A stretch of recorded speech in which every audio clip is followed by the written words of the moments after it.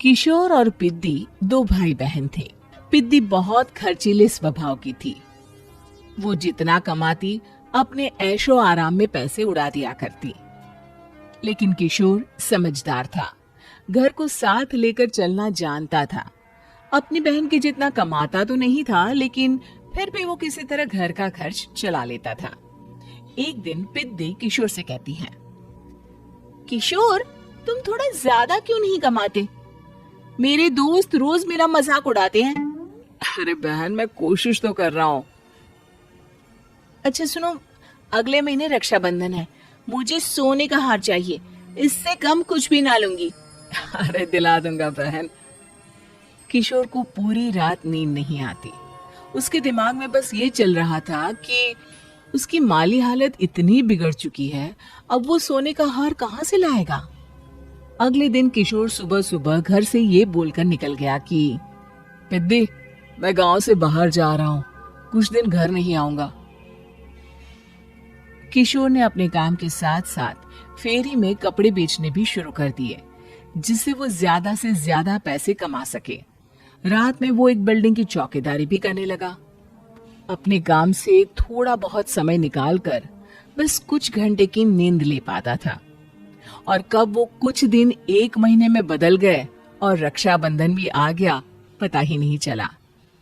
लेकिन किशोर अभी तक घर वापस नहीं लौटा। जहां वो काम करता था, पिद्दी के नाम का गुल्लक रखा हुआ था। किशोर ने उस गुल्लक को फोड़ा और सारे पैसे इकट्ठा करके एक सोने का हार खरीद लिया। घर में पिद्दी किशोर का इंतजार कर रही थी। तभी किशोर आता है। कहाँ चले गए थे? 4 दिन का कहा था और 1 महीने से पता नहीं कहाँ गायब हो गए थे। मैंने बस एक हार मांगा था और तुमने तो घर ही छोड़ दिया।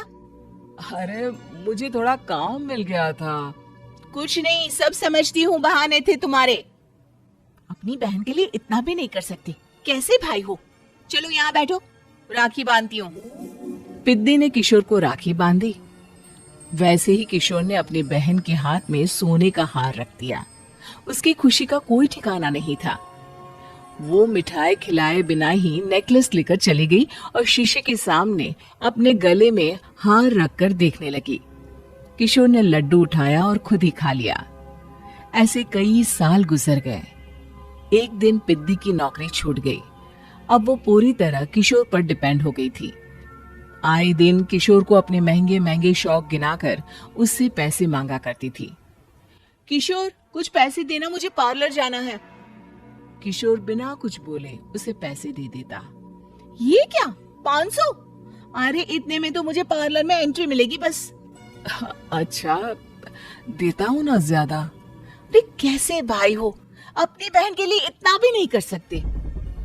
किशोर ने जेब से 2000 का नोट निकाला और उसे दे दिया। किशोर गरीबी में रह लेता था, लेकिन अपनी बहन को कभी कोई कमी नहीं होने देता था। बेटा, पिद्दी तुम्हारी बहन है, उसे कभी किसी चीज की कमी मत होने देना और उसका ध्यान रखना, क्योंकि भाई का फर्ज होता है अपनी बहन का ध्यान रखना। किशोर ने माँ की कही ये बात हमेशा के लिए याद कर ली थी। शायद माँ की इसी बात की वजह से किशोर पिद्दी की हर जिद पूरी करता चला आ रहा था। किशोर, आज मैं अपने दोस्तों के साथ पार्टी करने जा रही हूँ, मुझे कुछ पैसे दो ना। किशोर पिद्दी को समझाता है, लेकिन पिद्दी नाराज होकर चली गई और अपने कमरे में सुबक सुबक कर रोने लगी। किशोर अपनी जेब से कुछ पैसे निकालता है और पिद्दी को दे देता है। किशोर खुद कभी अच्छे कपड़े नहीं पहनता, लेकिन पिद्दी को राजकुमारी की तरह रखता। पिद्दी के जाने के बाद किशोर अपने काम पर निकल गया। एक तरफ पिद्दी अपने दोस्तों के साथ मस्ती कर रही थी, तो वहीं दूसरी तरफ किशोर पैसे कमाने के लिए कड़ी मेहनत कर रहा था। कुछ और दिन ऐसे ही बीत गए। एक दिन पिद्दी एक लड़के को लेकर घर आई और उसे किशोर से मिलवाया। किशोर, मुझे इस लड़के से शादी करनी है, लेकिन इनके मम्मी पापा बोल रहे हैं कि उनको दहेज में एक कार चाहिए, तभी वो मेरा और पंकज का रिश्ता कबूल करेंगे। लेकिन बहन, कार खरीदना कोई सब्जी खरीदने के बराबर तो नहीं है। अरे कैसे भाई हो तुम? अपनी बहन के लिए इतना नहीं कर सकते? देखो, मैं ज्यादा इंतजार नहीं कर सकती। तुम्हें 1 साल में मेरे लिए कार खरीदनी ही होगी। अच्छा पंकज, एक काम करो, कल तुम अपने माता पिता को घर बुला लो। मैं उनसे तुम्हारे और पिद्दी के रिश्ते की बात कर लेता हूँ। अगले दिन किशोर के छोटे से घर में पंकज और उसके माता पिता आते हैं। बेटा, तुम्हारी बहन ने हमारी शर्त तो बता ही दी होगी। जी बेटा, तुम तो इतने छोटे घर में रहते हो, दहेज कहाँ से लाओगे? मैं अपनी बहन की खुशी के लिए सब कुछ कर सकता हूँ। पंकज और पिद्दी का रिश्ता तय हो जाता है। किशोर अब अपनी क्षमता से 4 गुना ज्यादा काम करने लगता है। सुबह सबके घरों में न्यूज़पेपर फेंकता, दिन में मजदूरी करता और रात में चौकीदारी करता। खूब मेहनत करके किशोर ने अपनी बहन की शादी के लिए पैसे जुटा लिए।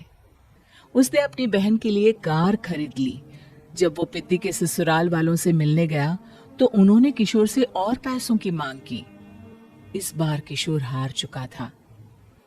पिद्दी माफ करना, मैं तुम्हारी शादी उस लड़के से नहीं कर सकता। वो लालची लोग हैं, उन्हें सिर्फ पैसों से मतलब है।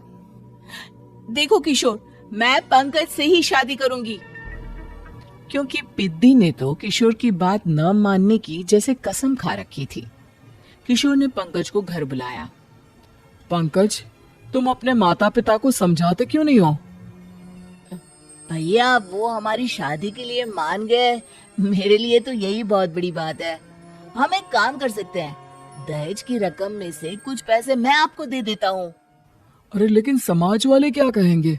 अरे जब दुनिया को पता चलेगा तब ना। अच्छा, कुछ पैसे मैं अपने मालिक से कर्ज में ले लेता हूँ। कुछ पैसे पंकज देता है, कुछ वो कर्जा लेता है और अपनी उम्र भर की कमाई वो अपनी बहन की शादी में लगा देता है। आखिर में पंकज और पिद्दी की शादी हो जाती है। पिद्दी की विदाई के बाद किशोर बिल्कुल अकेला पड़ जाता है। अब उसका कमाने में भी मन नहीं लगता। उधारी वाले रोज घर में आकर बैठ जाते हैं। अरे किशोर, अब तो पिद्दी की शादी को 5 साल हो गए, अब तो हमारा पैसा लौटा दो। चाचा, पिद्दी के जाने के बाद किसी भी काम में मन नहीं लगता। अरे तो हमारा पैसा कैसे वापस मिलेगा? जी, कुछ करता हूँ मैं। किशोर के ऊपर बहुत सा कर्जा चढ़ गया था, इसलिए उसने तय किया कि वो ये घर बेचकर सबके पैसे लौटा देगा। अगली सुबह शहर के किसी साहूकार को उसने अपना घर बेच दिया और सबके पैसे लौटा के वो गांव छोड़कर चला गया। पिद्दी ने शादी के बाद कभी अपने भाई का हाल तक नहीं पूछा। किशोर को फर्क नहीं पड़ता था, बस ससुराल में उसकी बहन खुश है ये जानकर उसे खुद की खुशी मिलती थी और ये सोचकर कि उसने माँ से किया हुआ वादा पूरा कर दिया।